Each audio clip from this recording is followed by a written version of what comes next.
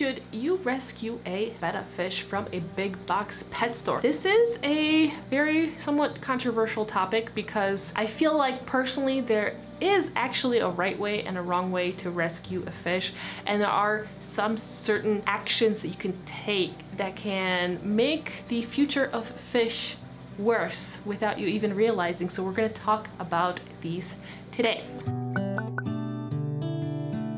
So the first thing I want to discuss is the fact that technically you taking care of these fish and rescuing is not your responsibility. This is the responsibility of the fish store. A lot of small mom and pop owned fish stores that are really good and take care of their fish will treat fish when they are sick, or even euthanize a fish if it is really like beyond help. And this is the responsibility of the fish shop, and usually if they care about their fish, they will do a great job treating their fish, and it is something that you will never have to deal with.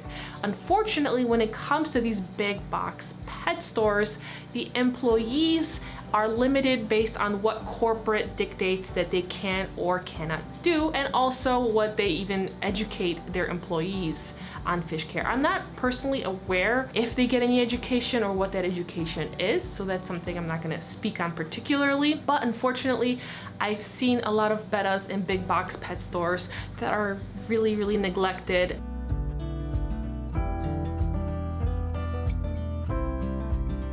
I have on a couple occasions walked into a particular PetSmart or Petco where the employees really knew what they were doing, and they were doing their very best to provide them with as many water changes as possible. But even then, they still don't meet some of the basic requirements of betta fish. So this is amazing.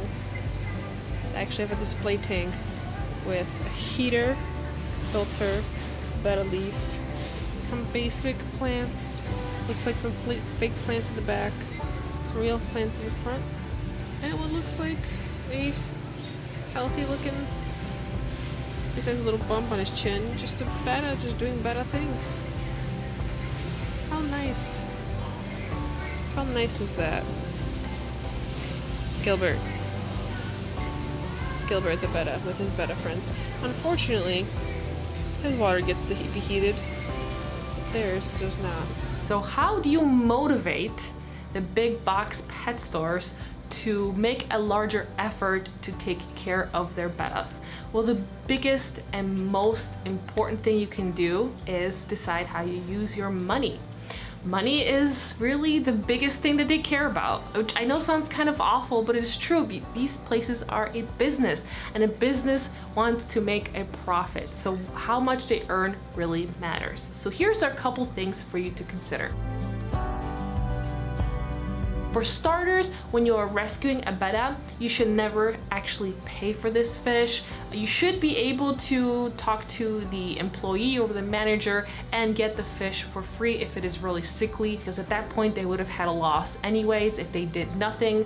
So they're not going to lose a whole lot by giving the fish to you for free.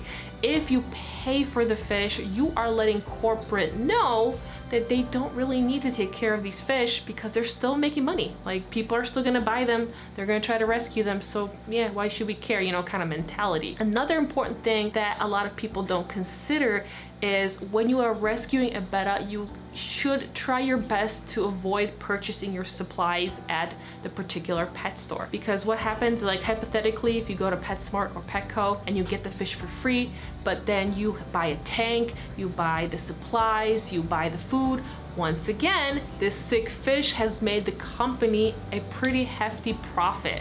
So you want to try to get your supplies elsewhere. I would recommend supporting your small local fish stores. Be careful when you buy online because certain places are owned by big chain places. The first thing that comes to mind is Chewy. That's owned by PetSmart. So if you think, oh, you know, I won't buy anything for PetSmart, but I'll order stuff on Chewy, you're still giving money technically to PetSmart. You want to avoid them getting a profit when they are neglecting their fish.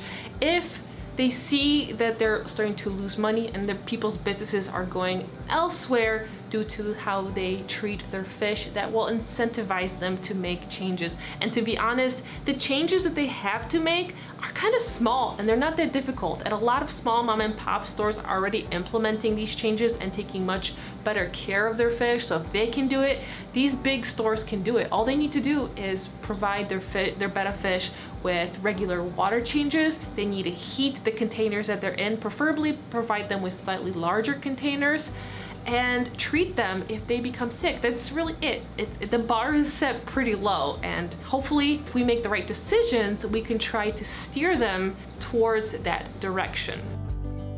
Another thing you want to consider is, do you have at least a basic knowledge and understanding of betta fish diseases? If you don't, I recommend that you get a book that will hopefully help you out by letting you know how to identify certain diseases and be able to treat the fish. You want to have a couple medications on hand. At the very least, you want to get aquarium salt, not to be confused with normal salt because you can't use cooking salt, and also some Indian almond leaves, because those two things are really helpful.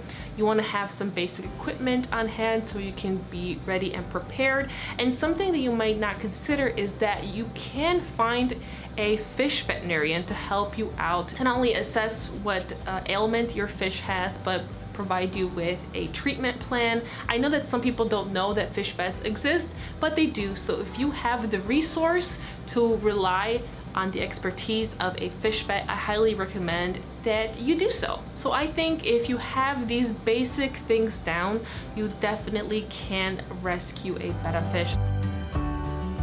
Also, I want to include a little betta rescue tip for the cold winter time. As you are transferring your fish on your journey home into your vehicle and outside, your fish can get cold very, very quickly, and cold is very bad for bettas, on top of the fact that they're already cold at the fish store because they don't really heat them. So I recommend that you bring a little cooler with you. Don't put anything inside the cooler, just an empty cooler, and put your fish inside. Little lunch bags that are insulated work really well as well to put your fish inside. What that will do is protect your fish from the outside cold air when you are taking it outside and walking to your car, and then also in the car where it could be a little chilly, and on the journey home. It's a little thing that will help keep your fish a little warmer. You can use hand warmers to put inside the cooler. Just make sure that they are not touching the container, because you don't want the container that the fish is in, if they're coming in a little cup, to get too hot. But that could be something a little helpful for this cold weather.